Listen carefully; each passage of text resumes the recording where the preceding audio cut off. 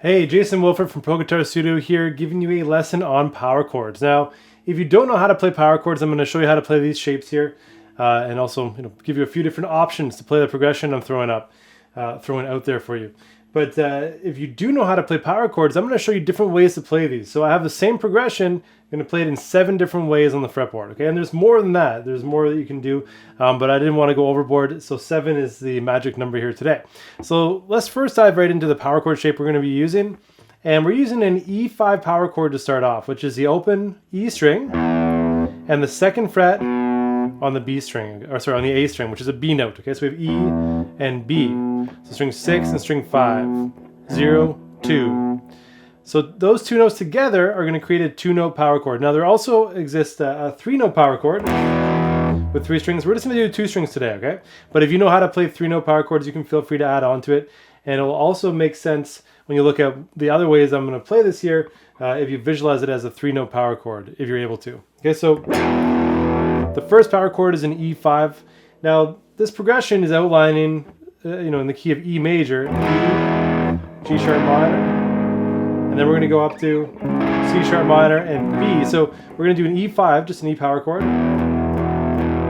Okay, now I should also note that a power chord is a short form or a rock term for something called a 5th chord. And for any of you who know some theory, essentially we have the root note and the 5th. Okay, so the 5th interval. So the root and 5th interval create what's called a 5th chord. It's just a 2-note chord. We know it as a power chord in the rock world. Essentially, it's really neutral. Okay, so it doesn't have a major or minor attachment just by itself. We're missing the note that gives it that major or minor feel, which is the 3rd interval. Okay, so a 2-note chord is a power chord here. So we're gonna play that 4 times, followed by the G sharp power chord, which is the 4th fret on string 6. So 4th fret here, and then our ring finger is gonna play fret number 6 on the A string. So we have our 1st finger and ring finger. And this is the more traditional shape of a power chord. The first one we did is in an open position, but this one up here, that'll be much more along the lines of what you're gonna want to get comfortable moving around the fretboard, okay? So the 4th fret and 6th fret on E and A respectively. And 4 times again. And then we take that same shape and go to 9, all right? So the 9th fret is a C sharp. And then we're going to play a G sharp on the 5th string or the A string, 11th fret with our ring finger. 4 times, and then back 2 frets to our B note. Okay, so B and F sharp, which is going to be the 9th fret on the A string. So 7 and 9. So you notice these fingers move along and they keep the same distance in terms of frets, but as you move further up the fretboard, the spacing gets narrower. Okay, so your hands will get closer together. So we had 0 and 2, or E and B.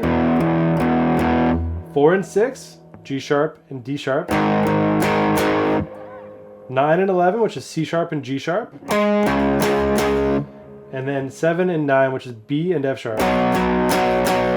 So I'm strumming 4 times on each of those. What you'll notice is that every time I transition chords, I'm going to add a quick little transition strum on an upstroke.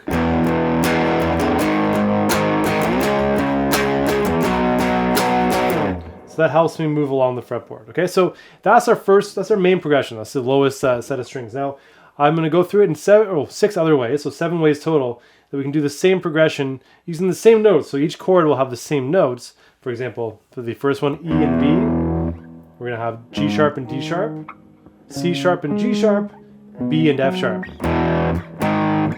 All together, okay?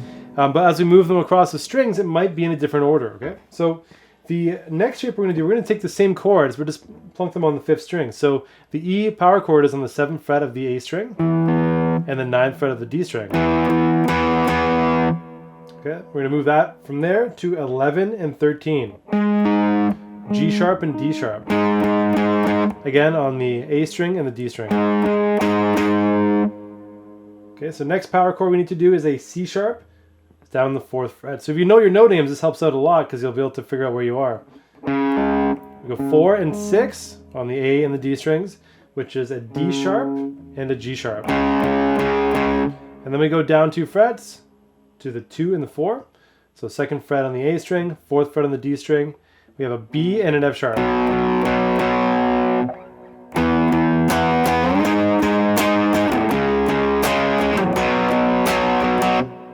All right, now we're going to get into some fun stuff here. We're going to invert this chord. So we can also play it, instead of playing E and B, we can play B and E, all right?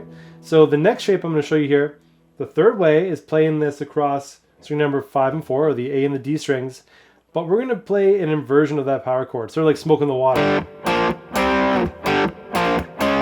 All right, same idea, we're just playing a different progression here. So we're going to have the B and the E notes on the A and the D string, so 2nd fret and 2nd fret. So the inverted power chord is sort of cool because it's the same fret, especially on these thicker strings. So 2 and 2, and then we go to 6 and 6, so we have our D sharp and our G sharp, which is our G sharp power chord. And then we're going to go all the way up to fret number 11, which is going to be our G sharp and our C sharp. And then 9, which is F sharp and B.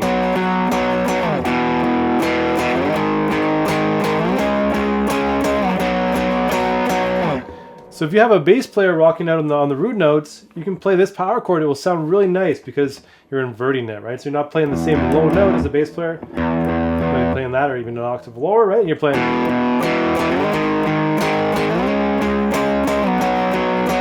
So I definitely like inversions, especially with power chords. And as we get to the higher strings, they sound really interesting. There's a lot of bands like The Offspring comes to my mind.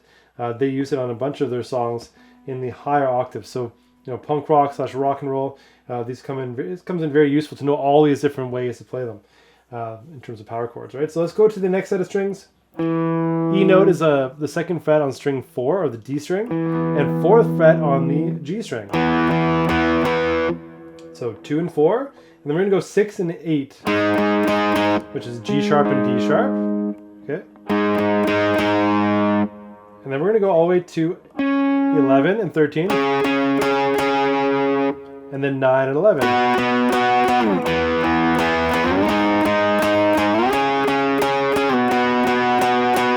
Because we have that unwound string in there on the electric, it has a different tonality to it, right? So the timbre of the notes.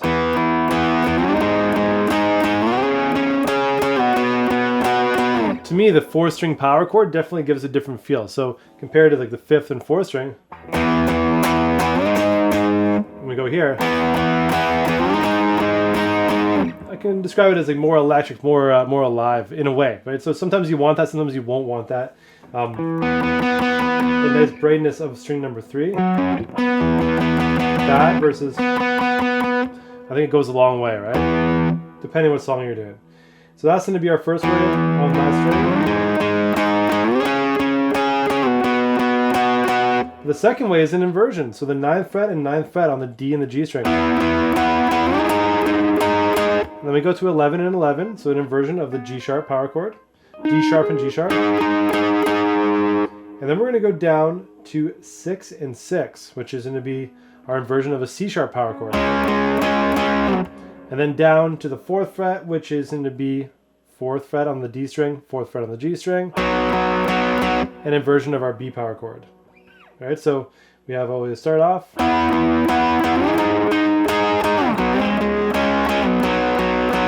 Flub that one there a bit, but there we go. So we have 9, 13, 6, and 4. All right, now down to string number 3 and 2, or the G and the B strings. This will be the final string. As we go to the string 1 and 2, it's a little too much out there. I don't really like the sound of those higher power chords as much myself. Although you can do it if you want, but here we go. So the 9th fret on string number 3, or the G string, and because of the tuning of the 2nd string, we need to move this note instead of 11. That doesn't sound too good, right? This is the E note. This here is not the note we want. It's not the B note. This is actually a B flat or an A sharp. So we need to go to 12. All right, so we're gonna go 9 and 12. Bigger stretch. And then 13 and 16. It's getting up there, right? Although you can play that on 1 and 4. So you go, if that's easier, or, and then down to 6 and 9, and 4 and 7. Or the easier way for the acoustic players. All right, now the final way on this set of strings, the G and the B strings, the inversion, okay? So we're gonna go 4 and 5, which is gonna be our B and our E notes, so an inversion of an E power chord. And we're gonna go to 6 and 9. And 13, 14. And we have 11 and 12.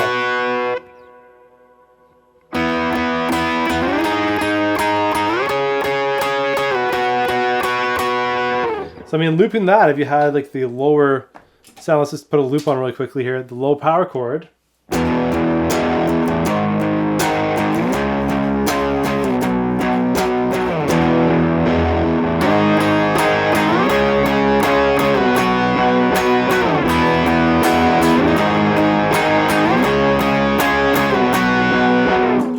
That higher power chord gives you another option to play on top. You could even do like some kind of melodic thing.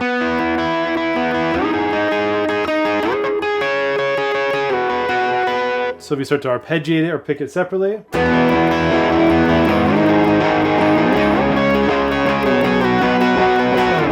Then it becomes even more interesting, right? So there's a lot of things going on here. But what I want to get you to get out of this is that a power chord isn't just in one place. We can move it around the fretboard. We can play it in different ways to get different sounds and to achieve a different goal, right? So if you're the second guitar player, you don't want to match up the original guitar player by playing that first progression again. You want to use one of the other ways to play it so that it comes together and it becomes part of the team. So instead of getting in the way, you're actually creating a sound that works together. Play with this. It's, I mean, a lot to take in, but if you've already investigated power chords a bit, hopefully this gives you an idea of how to move some of this stuff around. And if you're just getting used to it, feel free just to do 1 or 2 of those examples to get your fingers used to these shapes and get them stronger. But have fun with that. All students here that are part of Pro Guitar Studio will get access to backing tracks, tablature, and all that. Just go to your student account and log in and go to premium content, okay? And if you like this, subscribe. More lessons like this each week. See you later.